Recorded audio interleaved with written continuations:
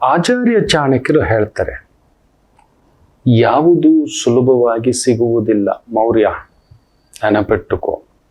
ಅದನ್ನು ತಯಾರಿಸುವಾಗ ತುಂಬ ಅದ್ಭುತವಾಗಿ ಇಂಥದ್ದೊಂದು ಶಕ್ತಿಗಳನ್ನು ಆ ವಿಷ್ಣು ಶರ್ಮರು, ಕೆಲವರ ಉಲ್ಲೇಖ ಏನಂದ್ರೆ ಅವರು ಉತ್ತರ ಭಾರತೀಯರು ಅಂತ, ಇನ್ನು ಕೆಲವರು ಹೇಳ್ತೇವೆ ನಮ್ಮ ದಕ್ಷಿಣ ಭಾರತದವರು ಅನ್ನತಕ್ಕಂಥದ್ದು. ಇರ್ಲಿ, ಕೌಟಿಲ್ಯರೇ,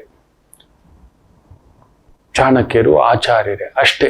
ಅವರ ಹುಡುಕ್ತಾ ಗುರುಮೂಲ ಏನು ಹುಡುಕ್ತಾ ಕೂತ್ಕೊಳ್ಳೋದು, ನಮಗೆ ಅವ್ರು ಹೇಳ್ಕೊಟ್ಟಿರೋ ವಿಚಾರಗಳನ್ನ ಅಳವಡಿಸಿಕೊಳ್ಳಲು ಪ್ರಯತ್ನ ಮಾಡೋಣ. ಎಷ್ಟಾಗುತ್ತೋ ಅಷ್ಟು. ಮಕ್ಕಳೇ ನೆನಪಿಟ್ಕೊಳ್ಳಿ, ಇವತ್ತು ನಿಮ್ಮ ಸೋಲಿಗೆ ಅತಿ ದೊಡ್ಡ ಕಾರಣ ನಥಿಂಗ್ ಇಸ್ ಫ್ರೀ.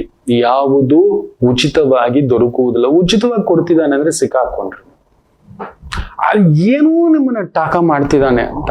ಉಚಿತ ಇವತ್ತು ನೋಡಿ, ಎಲೆಕ್ಷನ್ ಕ್ಯಾಂಪೇನ್ ಬಂತು ಅಂದ್ರೇನೆ ಅಲ್ಲೊಂದು ಉಚಿತವಾಗಿ 1000 ರೂಪಾಯಿ 2000 ರೂಪಾಯಿ ನಿಮ್ಗೆ ಇನ್ನೊಂದು ಕೊಡ್ತೇವೆ, ಅದು ಕೊಡ್ತೇವೆ, ಇದು ಕೊಡ್ತೇವೆ, ರಿಸರ್ವೇಶನ್ ಕೊಡ್ತೇವೆ, ಬಸ್ ಫ್ರೀ ಕೊಡ್ತೇವೆ, ಕರೆಂಟ್ ಫ್ರೀ ಕೊಡ್ತೇವೆ, ತಿಂಗಳಿಗೆ 1000 ಕೊಡ್ತೇವೆ, 2000 ಕೊಡ್ತೇವೆ, ಏನೇನೋ. ಇವ್ರ ಕೈಯಿಂದ ಯಾರು ಕೊಡಲ್ಲ. ಅದಕ್ಕೆ ಬೇಕಾಗಿರೋ ಬಜೆಟ್ ಅಲೋಕೇಶನ್ ನೀಟಾಗಿ ಇವರು ಅಲೋಕೇಟ್ ಮಾಡಿ ನಮಗೆ ತೋರಿಸ್ತಿಲ್ಲ. ಎಷ್ಟು ದುಡ್ಡು ಖರ್ಚಾಗುತ್ತೆ, ಎಷ್ಟು ದುಡ್ಡು ಆದಾಯ ಇದೆ, ಎಕ್ಸ್ಟ್ರಾ ದುಡ್ಡು ಎಷ್ಟು ಬರುತ್ತೆ, ಅದನ್ನ ನಾವು ಈಗ ಸದುಪಯೋಗ ಮಾಡ್ಕೋತಿದ್ದೀವಿ ಇಲ್ಲ.